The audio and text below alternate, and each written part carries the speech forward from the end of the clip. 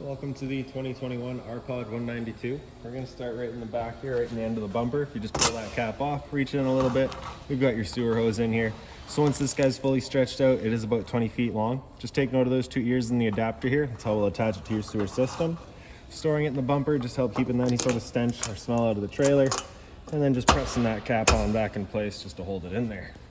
In this corner, as well as in each corner of the trailer, you've got these stabilizer jacks. So what they're going to do is they're just going to come down to the ground, contact, and give it another turn or two just to firm it up.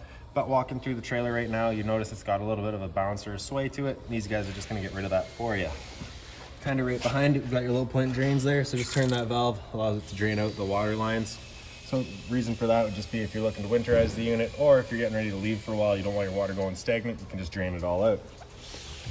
Right here, you've got your actual sewer system. So that cap there, just turn it to come off. And then you can see it's got the same two ears as your sewer hose, so it'll attach the same way. Just press it on, give it the turn, locks into there.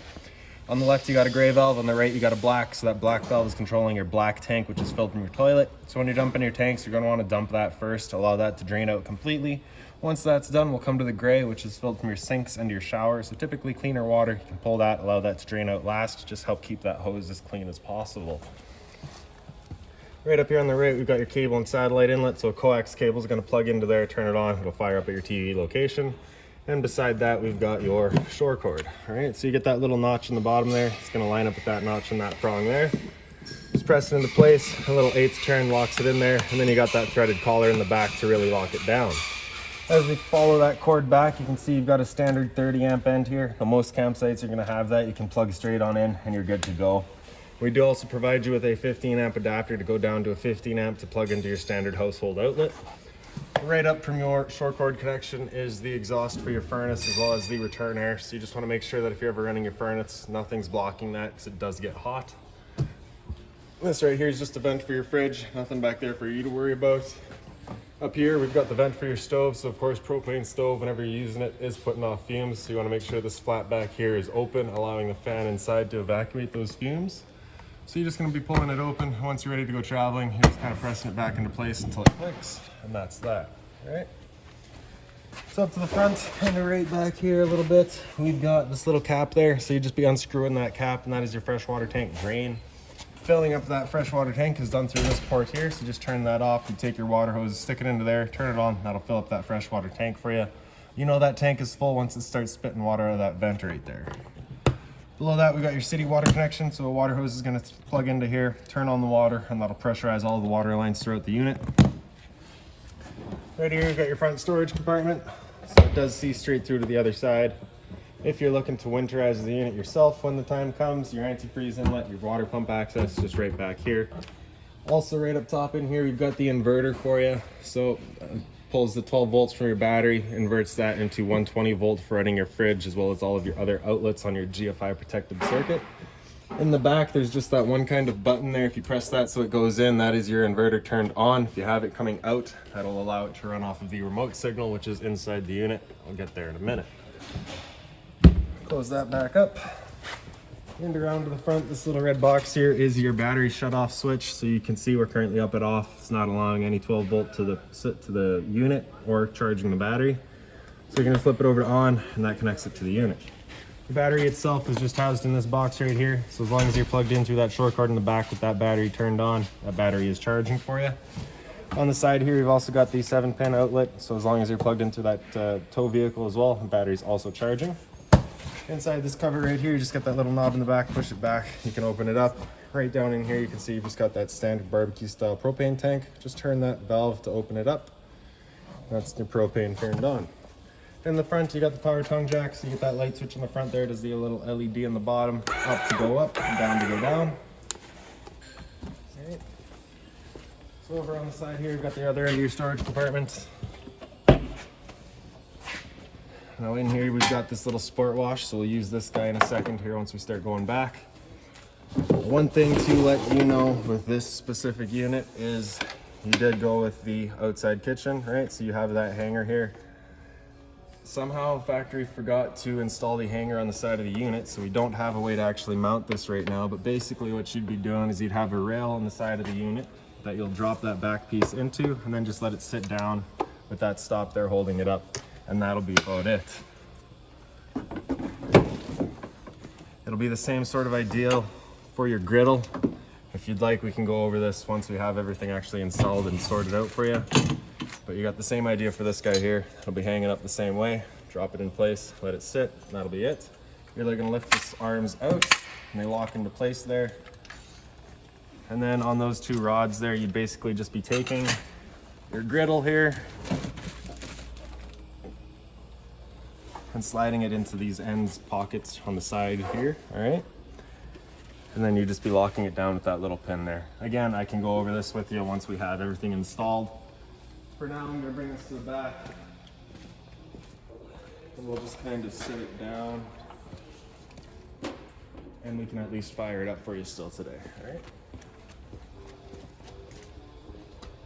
So, the last couple of things in here, the water hose, like I said, we do provide for you, as well as that park adapter. So you get your 30 amp into there, 15 amp into your standard household outlet.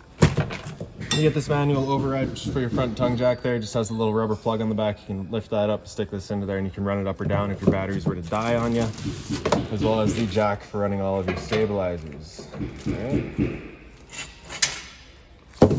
Okay. So. Back here you can see you've also got the GFI protected outlet, so you do have power outside.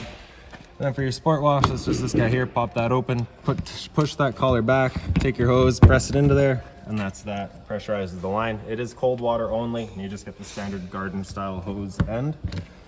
Pop that back off, lock it into place, and we'll just stick your hose back in here.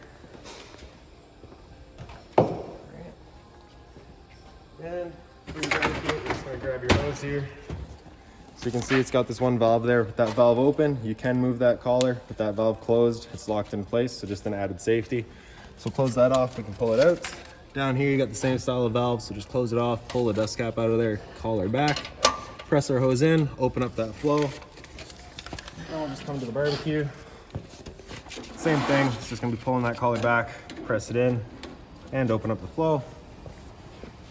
Then you're just gonna take the knob here, turn it over to light, and as you go past light, you can hear that click. So that's your actual igniter going. So you can hear or see that little flame going. All right. Once we're done, we're just gonna turn that back to off, and that's that. We're pulling it back out. Just close off that valve, pull the collar back. The same thing at the trailer.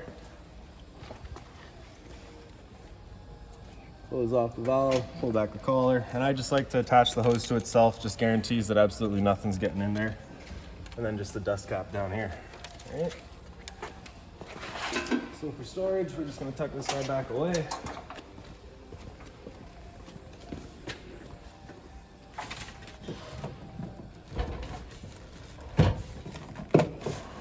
And there we go. We do also have other videos of RPOD walkthroughs up on our site here, so if you would like to look around, I'm sure another RPOD has this style of kitchen if you'd like to see it actually set up. And again, like I say, we can do that for you in person once you're picking up. All right. So for folding this guy back up, you're just picking up the arm, folding it in, same thing on the other side, and tucking it back away. All right. Okay, so we've been down the side. You've got your two exterior speakers here as well as your porch lights. And then right in the back of the unit, you've got your hot water tank. So you just got that little keyway there, just pop it up, line it up, and you can pop it open. For turning it on with electricity, you just got that little switch in the bottom there. For turning it on with propane, there's a switch inside. Once we get inside and actually use that switch, I will go over a reset procedure. The button that I'll go refer to is just right here. Now, before you ever turn it on though, whether it be with electricity or with propane, you just want to hit this relief valve there. Make sure that little bit of water comes out. That little bit of water coming out is just letting you know that it is full, it is safe to fire it up, and you're not going to go burning anything out by running it. All right? If it isn't full, you just want to make sure your water system's all turned on and that guy's filled up before you fire it up. Lastly, back here, you just got the ladder so you can get up top, check your seals, and that's about that. All right. So for your assist handle, just up 90 degrees, pops into place. Grab your steps and pull it out. Flip that last step over, and we can come on inside. All right, so when you first get in here, right there on your right, we've got your fire extinguisher. And then right up here, we've got your actual light switch. So on the right there, it does your interior lights, all of them. Then on the left there, you got your porch light. It's a little orange one outside there. And then on the left, you've got your awning LED, which does the strip underneath your awning. For your awning, we're just gonna press and hold extend, and that awning will make its way out. One thing to keep in mind when running your awning is it will contact your door if it's wide open, so you want it at about 90 degrees or so. Now once that awning's fully extended, you'll just see the little black flap at the end come down, and then you'll be able to see the metal of the tube. Alright, so just right there. Now if you were to continue extending, it will actually wind itself up backwards, in which case the fabric will be underneath the tube, allowing it to then hold water, accelerating the growth of mold and mildew, which of course we don't want. So we just want to make sure that fabric is over top of that tube. If it were to start raining, it's of course going to be holding some water anyways. What you can do is you can just come to either arm, front or rear, and just pull down on it here. And you can see that changes the pitch of the awning out at the head, allowing water to then run off. I feel like that angle better because it does give you more shade. You can go to the front and do the same thing there, and that's that. Now before you ever bring it back in though, you just want to push it back up, make sure they are straight and fully extended, just so you don't run the risk of bending anything. Also, once you get up to about 15-20 kilometers an hour of wind, you want to bring them back in anyways, just because you do run the risk of bending your arms if you get a real good gust, right? So again, we're just making sure that that fabric is over top of the tube. Just watching it's not catching anything, especially the door here again, all right?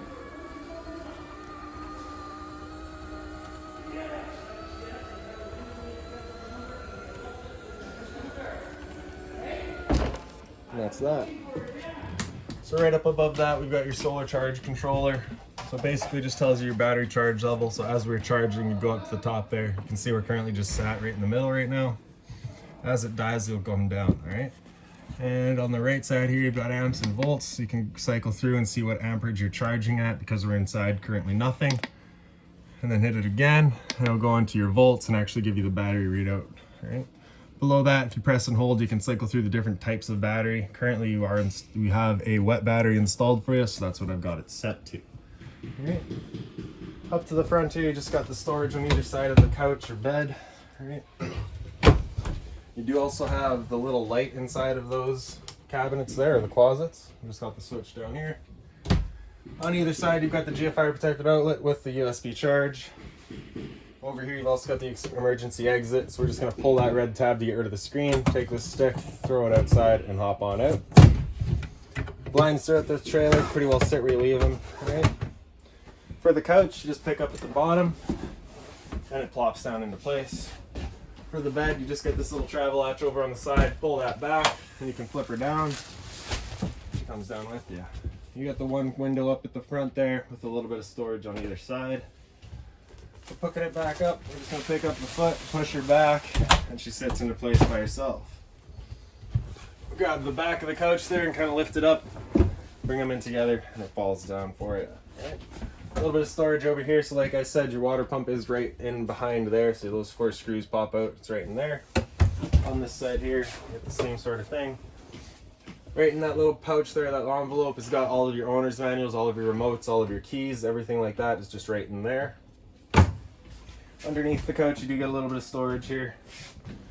Also by the entrance, you have the little pet bowls there, because you do have the pet edition here, as well as a little nook for all of your shoes or whatnot. Right. And up on the wall here, we've got your GFI protected outlet. So test on the bottom, reset on top. So if you ever have an outlet that doesn't work, that's a good thing to come and check. We'll also disable your fridge, so just be mindful of that. Bottom right here, we've got the water pump switch. To turn that on, turns on your water pump, drawing out of the freshwater tank to pressurize your lines. And on the left, we've got your water heater switch. Turn that switch on, it's going to turn on the hot water tank. This little fault light up here, if it were to come on, it's letting you know that that hot water tank hasn't fired up. So at that point, you'd be going out, hitting that reset switch that we'd shown you. I believe we actually have hot water sitting there right now. So the actual procedure would be, if you turn the switch on, that light will come on, letting you know the ignition sequence will start. It'll try that 3 times, and if it hasn't fired up after the 3rd try, then that light will be coming on. You can go out and hit that reset button, right? Right up top here, we've got another battery monitor. So you can see, because we're plugged in right now, we're currently C for charging. G would be good, F is fair, and L is low. That one up by our entrance there is going to be a lot more accurate than this though. We also got the fresh water tank reading, so as you fill that up, it'll go to 1/3, 2/3, and full. Same idea for your black and your gray. Like I said outside, your black is your toilet, your gray is your sinks and your shower. As for your sink, straight up from it, you got a little light here. You also get the little cover. It is just plastic, so nothing hot on it. Hot and cold water, of course. Right up top here, you got your thermostat, so just hit the bar in the bottom there, wake it up. Then it'll come into its fan speed, so of course high or low. With on it fan here, it's just moving air, there's no cooling involved in that. To get the cooling to kick in, we're gonna hit that bar again. It'll come into cool high. So cool high is just gonna cycle the cooling in and out as needed. It's gonna run that fan on high all the time. Same idea for cool low. Come into cool low auto, and it'll actually cycle the fan and the compressor in and out as needed. So basically just on demand. Same idea for your high. So you hear that fan kick back up again. There we go. Now with your air conditioner, you basically only have two different options there. You can only have that louver there closed. You can close that one, and then it's just pressurizing itself, or you can open them both up, and that's just kind of shooting either front or back, right? After cool, hit that bar, or sorry, temperature selection is just with the arrows here, right? Hit that bar again after cool, it comes into heat. Again, just selecting our temperature with the arrows. That'll turn off the air conditioner and turn on the furnace. If you're ever wondering whether or not your furnace is actually lit up, you can actually see the flame going. We'll come to your furnace here, and kind of in that bottom left corner, you'll see once it fires up that little blue glow.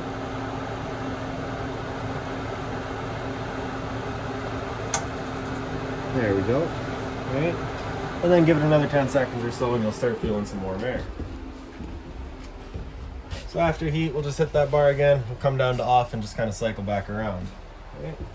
Storage across the top here.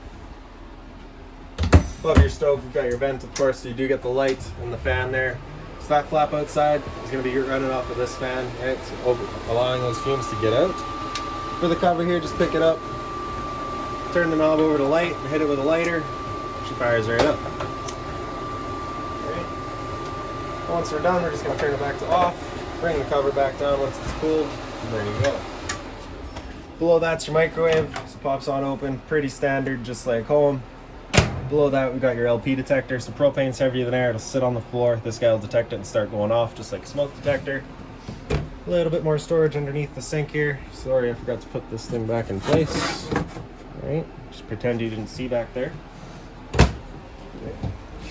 Then we got your converter here, so just press the top and center, pops on open. Get all of your breakers on the left there. Whenever a breaker breaks, it'll sit in the middle, so just turn it off and then back on. And on the right side, we've got all of your fuses. For the vacuum here, just pull that over to the side. Your hose is going to go into there. If we're getting to your bag, just pull that out. There you go. Power button, turn it on. Right down here, you're just basically going to be sweeping up all your dust to this location. Pick it up, and it sucks it all up for you. Above that, we've got your fridge. The controls just right here in the front. Auto is first going to run off of AC power, and if it loses AC power, it'll flip over to gas automatically. And if you're dry camping and you want it to run solely off of the gas, you can flip it over to the right and it'll run just off of the gas. And if you're dry camping and you don't want to run your gas and you'd rather run it off of your battery, you can flip it over to auto. And then we'll come up to the front, and right beside the couch here, if we just bring the bed down, so that's your remote location for your inverter. So you can see with that light on, that is your inverter turned on. It is drawing power from your battery to then power your 120 volt plugs to run your fridge, all right? And press that, it'll turn off, and that's it turned off. Now do keep in mind, whenever you're running that inverter, it is absolutely working that battery. It is gonna go down fairly quickly, all right? Temp control just on the right there. So over to the left it's cold, over to the right it's coldest. Very simple. Top section, we got your freezer, and down below that, we got your fridge. A little bit of storage here. And then into the bathroom, we've got, of course, your shower with hot and cold water, the standard shower head. This diverter down below is so that while you're running this hot water, while you're running the shower, looking and waiting for hot water, you're not wasting the cold water in the meantime. You can have this guy flipped up. It'll run all of that water right back into your freshwater tank, just saving you that bit of water, right? Have that valve come down, it'll run it up through the shower as per usual. Right. Sink with hot and cold water, of course. A little bit of storage below that. You can see back here, you've also got this little kind of chemical sample for your black tank. So basically after the first couple of times you use this toilet, you'll just take that whole bottle, dump it right on down there, and that'll just help degrade everything. Keep things smelling a bit nicer for you. If you're using that as a storage compartment, just do be mindful of your drains that are right back there. And then of course, the toilet with the foot lever right in the front. All right. Same blind back here, just sits where you leave it, if you can reach it. There we go. Right. And then a bit of storage over here. And like I said earlier, if you're looking to winterize the unit yourself, that water pump was up front. Your hot water tank is right behind that panel there. Okay. For your TV, it does just lift up out of the mount. We've got your remote control in that pouch that I'd shown you earlier. Above my head here, we've got the smoke detector. Don't like that one.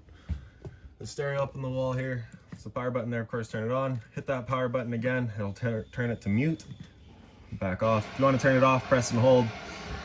So Bluetooth, connect to your phone, AM, FM to cycle through your different settings. So you get 3 FMs and you get 2 AMs there. Yeah.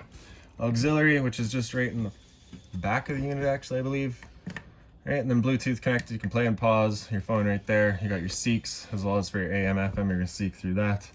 Volume control, and if you press it, you get into all of your settings. Right. Zone 1 is your inside set of speakers. Zone 2 is your outside set. Right below that here, we've got your 12-volt inlet for your TV. Right behind that, we've got your antenna and satellite, or sorry, your antenna outlet right in the center there. That little button there. That red light comes on. It's just letting you know that your antenna's turned on. You are getting a signal. And beside that, we've got your cable and satellite outlets. Storage across the top. All of the lights throughout the trailer are on their own center push button, so if you want it to turn off a select few, you can do so. Right. Emergency exit here, you're just going to pull that, open it up, hop on out. And for your dinette, we'll just undo the travel strap here. Get it out of the way. Kind of wiggle it up. Pull these legs out of here, get them out of our way. And then you can see those little black blocks there. You're just going to be resting that dinette down on them. Okay, taking our back cushions, filling in the center. And there's some additional sleeping space. Okay. Well, if you've got any other questions on the unit, please feel free to give us a call, 204-237-7272.